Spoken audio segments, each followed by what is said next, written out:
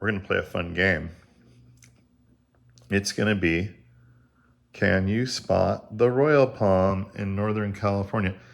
The royal palm is Roystonia regia. It's native to Cuba. It's called the Cuban royal palm. It's a super cool palm. It's self-cleaning. It has a beautiful white trunk. When it gets older, it has a crown shaft like a king palm, and it has the foliage reminiscent of a queen palm, but much more dark green and usually bigger. But in Northern California, that's probably not the case because it's just kind of almost unheard of that these things do well in Northern California. However, here's a photo of 2008. I'm not going to give you the address because I don't want this person to be harassed. But this is in the southern Bay Area, and it's a really good microclimate in the South Bay. I'll tell you about that microclimate a little bit.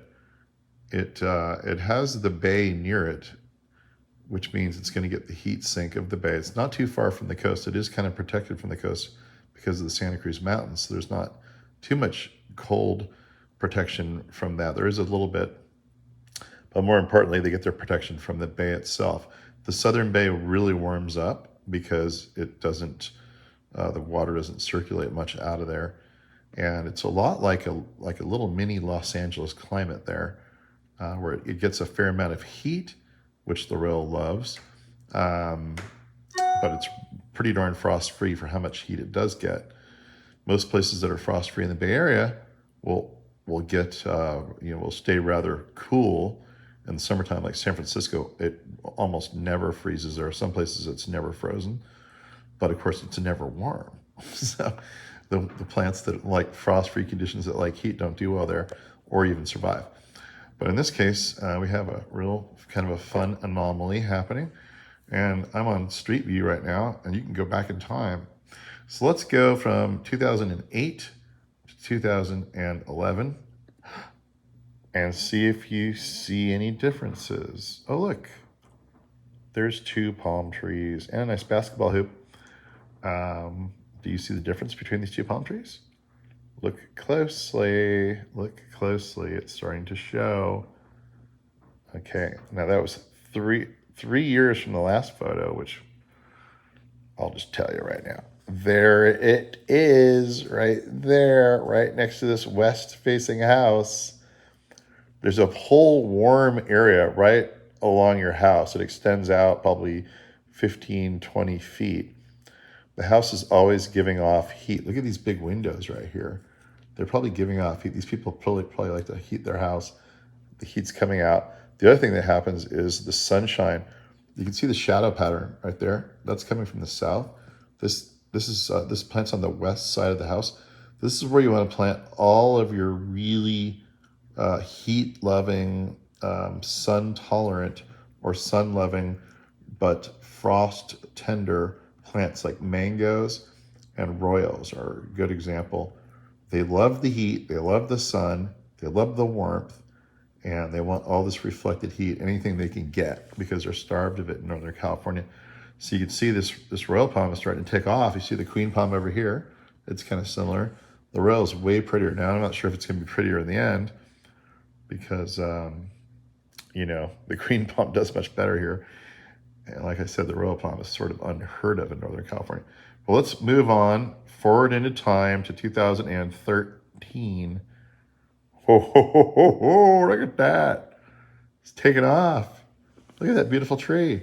Look at that white trunk, green crown shaft, super lush foliage. Just like this, there's a little bit of problem with foliage there. I'm not sure what that is. But that tree's looking pretty good right there. They look, I would say, it arguably looks better than the queen palm because you see, they're not fertilizing their trees at all. They just, whoever planted these probably thought they had two queen palms from the nursery because obviously it's not a Palm Society member's house. There'd be cool stuff everywhere. And there's not. And it's happened before that you'll see these occasional royal palm along a big avenue of palms in San Diego. And it's because they got a royal palm seed mixed up with queen palms, and they look kind of similar. And so let's just roll forward another year to 2014. What happens in 1 year? Got a little bigger, I guess. It's hard to say. There it is. So what do you say we go to 2015? It's a big tree now, though. Look at that. It's almost totally catching up with the queen. The queen. Look at that. It's like catching up to the queen palm. Now we're at 2015. That's a big tree. Still has problems. Oh, I'm sorry. Still has problems right there. Maybe they cut that because they didn't want it hanging over the entry. I don't know. It's kind of fun though. I've always likened the trunk of a royal palm because it's so white and columnar to a column. And you've got a column, and then your royal palm column. How fun is that? Perfect architecture to put it next to. Let's say we go to 2017. What happens then? Yeah, it's getting pretty big. Look at the trunk's getting fat. And can you tell that these people really don't care about their palms? Look at the queen palm hanging all this dead foliage for years. They haven't trimmed this tree in like 2 or 3 years. That's the only way it would look like that. Because the queen palm is known for being a self-cleaning palm to some degree. Well, look at the royal. They just fall right off. Boom, boom, boom, boom, boom. Totally clean. You know, like, why would they trim this one and not that one? That's right. They're not trimming either one. It's just that this one's trimming itself, which is, a really great thing. And we go to 2018. And there it is. There it is. It's got a little bit of burn damage down in here.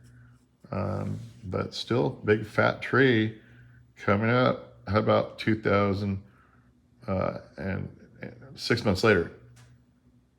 Yeah, it looks about the same. And then we'll go to 2019. And there they are. Oh, it's looking really good there. Ooh, I like that. Can we zoom that a little bit? Can we zoom that? Oh, look at that tree. That's beautiful. Yeah, just trim off those lower ones. Trim that one off, trim that one off. Look at that white trunk. Doesn't it look like the column? See? There's the green crown shaft. Oh, that's a beautiful tree. Wow. I'm so jealous. I tried one here, but it didn't work out. I bet you, though, if I put it in the right spot, I could get it to go.